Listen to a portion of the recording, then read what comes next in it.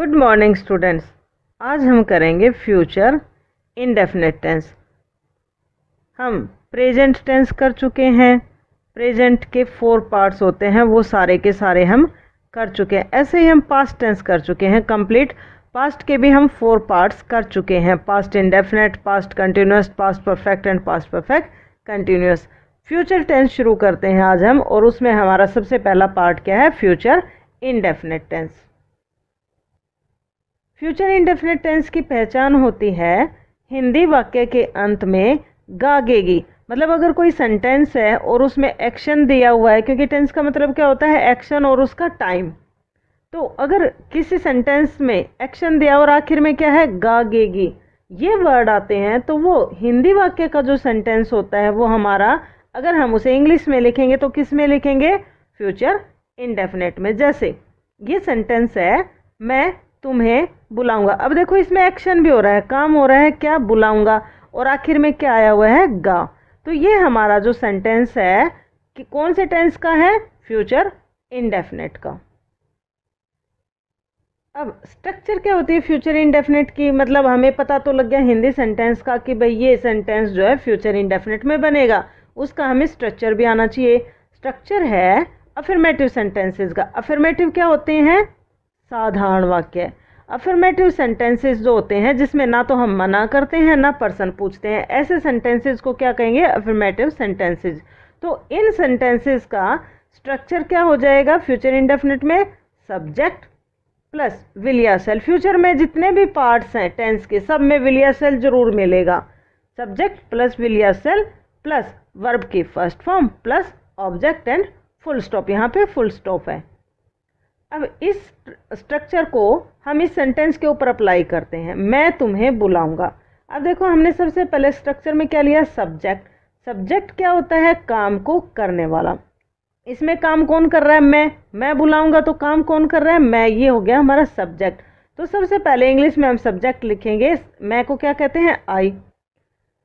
बुलाऊंगा, उसके बाद ये देखो विल या शैल आएगा, तो फर्स्ट पर्सन है आई, इसके साथ हम किसका यूज करेंगे? शैल का।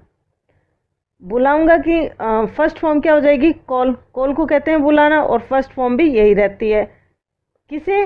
तुम्हें। ये हमारा हो जाएगा ऑब्जेक्ट। तो ये सब्जेक्ट, ये हमारी हेल्पिंग वर्ब विल या सेल में से एक, ये हो गया हमारा वर्ब की फर्स्ट फॉर्म, और ये हो गया हमारा ऑब्जेक्ट।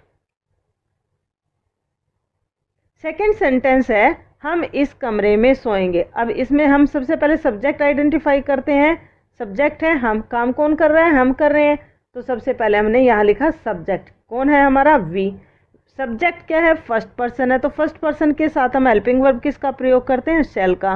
सब्जेक्ट प्लस शैल आ गया, प्लस वर्ब की फर्स्ट फॉर्म। वर्ब क्या है इसमें? काम क्या हो रहा है? वर्ब होता है काम। क्या काम हो रहा है? सोना, तो sleep.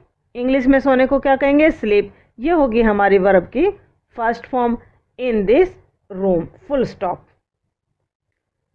Use of shall and will, हमें पता होना चाहिए कि भाई कौन से सब्जेक्ट के साथ हम शैल का प्रयोग करेंगे, कौन से सब्जेक्ट के साथ हम विल का प्रयोग करेंगे।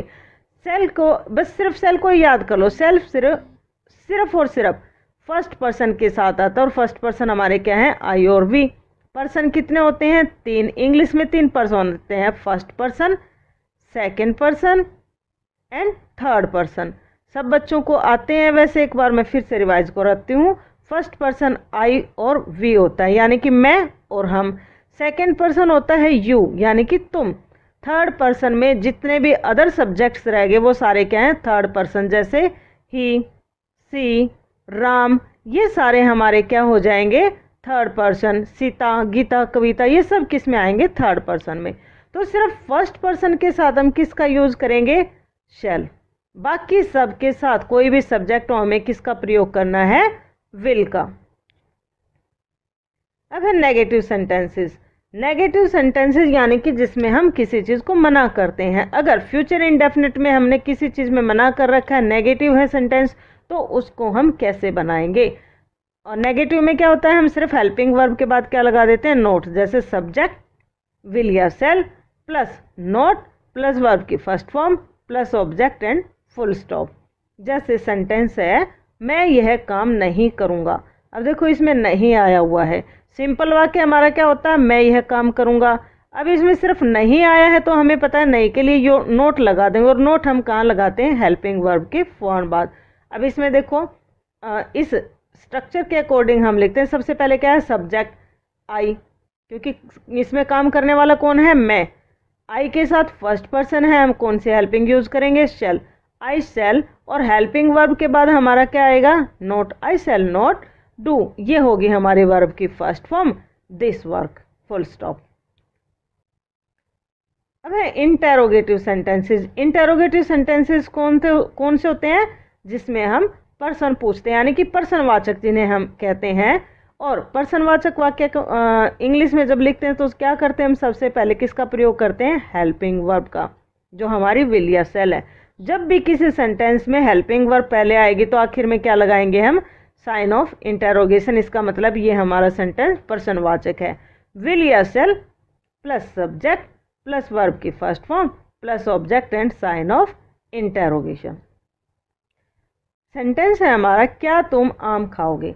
2 सेकंड का समय है, आप भी मन मन में सोचो, इसको हम बनाते हैं अभी। सबसे पहले हमें सब्जेक्ट देखना, सब्जेक्ट क्या है, तुम, यू। अब यू क्योंकि सेकंड पर्सन है, हम कौन सी हेल्पिंग वर्ब का यूज करेंगे, विल।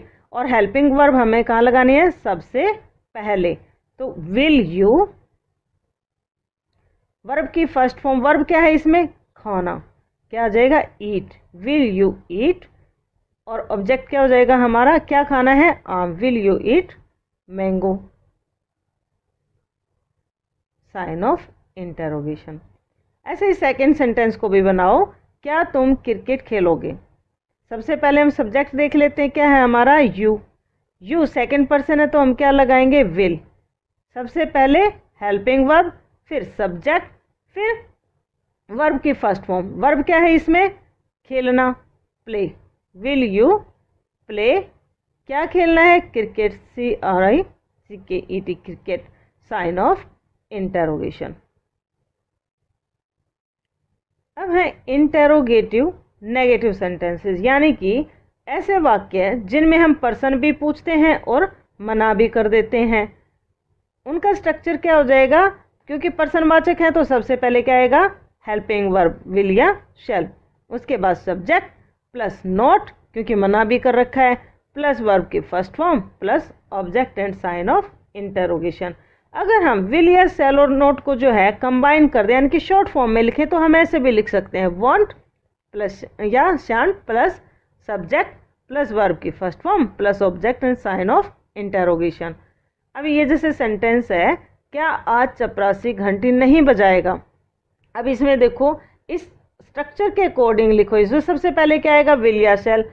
सब्जेक्ट क्या है हमारा, प्यून, और ये थर्ड पर्सन है, इसलिए सबसे पहले किसका यूज करेंगे हम, विल। विल द प्यून, और नहीं है मतलब मना भी कर रखा है तो यहाँ पे हम क्या लगाएंगे, नॉट। वर्ब की फर्स्ट फॉर्म, वर्ब क्या है इसमें, बजाना, रिंग। ऑब्जेक्ट क्या है, क्या नहीं बजाएगा, घंटी, नॉट रिंग द बेल। और आज भी आया हुआ है तो हम आज के लिए क्या यूज करेंगे, today, and sign of interrogation.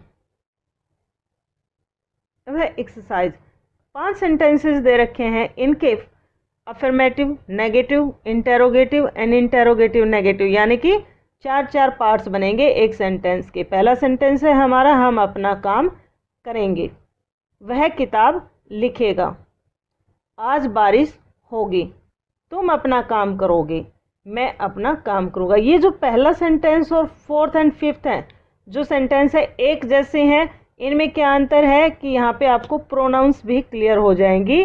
तुम अपना काम, मैं अपना काम, हम अपना काम, इनमें सब में अपने की इंग्लिश जो है अलग अलग होगी। ये थोड़ा सा कई बच्चे इसमें गड़बड़ करते हैं, इसीलिए मैंने ये तीनों एक जैसे ले लिए हैं ताकि ये क्लियर हो जाएं।